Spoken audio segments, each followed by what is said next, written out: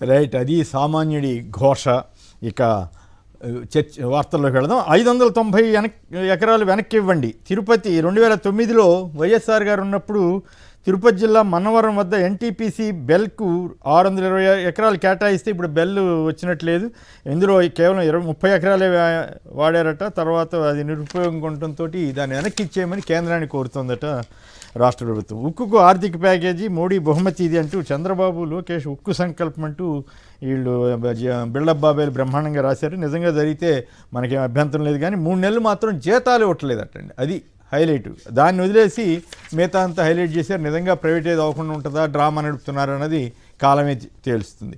రాష్ట్రంలో 44,778 కోట్ల పెట్టుబడులు వస్తాయని భారీ ఎత్తున రాశారు. సంతోషం. మరి ఇట్లాంటి పెట్టుబడులు జగన్ గారి టైంలో వస్తాయి ఎన్నడన్నా ఒక్క వార్త రాశారండి? ఇంత దారుణంగా వాళ్ళు ఆ రోజుల్లో పచ్చి అబద్ధాలు రాశారు. పైగా అబద్ధం, ఇదని తప్పుడు రాతలు రాశారు. ఇప్పుడేమో అసలు మొత్తం ఇండస్ట్రీస్ వచ్చేసినట్టే రాసేస్తున్నారు. అది విచిత్రం ఏంటంటే, ఆయన ఎవరో 1,00,000 కోట్లు పెట్టుబడి పెడతాను అన్నాడు కాబట్టి వచ్చేసింది అని రాసేస్తున్నారు. అది పరిస్థితి.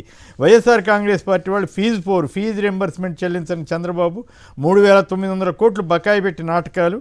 వీళ్ళు ఫిబ్రవరి 5న వైఎస్ఆర్ కాంగ్రెస్ పార్టీ ఆధ్వర్యంలో ఫీజు పోరు జరుగుతుందట. తెలంగాణలో స్థానిక పోరుకు సిద్ధమవుతున్నారట. వచ్చే నెల 2న కుల గణన నివేదిక సబ్ కమిటీ చేతికి వస్తుందట. అలాగే వచ్చే నెల 5 తర్వాత స్థానిక ఎన్నికల మీద కూడా స్పష్టత ఇస్తామని పీసీసీ అధ్యక్షుడు చెబుతున్నారు.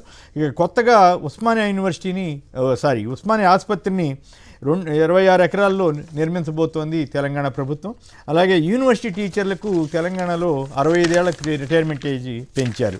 ఇక ఆంధ్ర విషయంలో మనం చర్చించాల్సిన అంశాల్లోకి వెళదాం. నాన్న డబ్బు పంపండి ప్లీజ్. అమెరికా భారతీయ విద్యార్థుల వెతలు. పార్ట్ టైం కొలువుపై అగ్రరాజ్యం నిఘా. క్యాంపస్లో వరకు అయితే ఓకే, బయట పనిచేస్తే దొరికితే స్వదేశానికే. భయంతో కొలువులు మానేస్తున్న పరిస్థితి. ఖర్చులకు కటకట. మరి నిబంధనల ప్రకారం అయితే చేయకూడదు, కానీ అక్కడున్న పరిస్థితిని బట్టి వాళ్ళు చేస్తున్నట్టున్నారు. ఇప్పుడు చాలా ఇబ్బందులు పడుతున్నట్టున్నారు.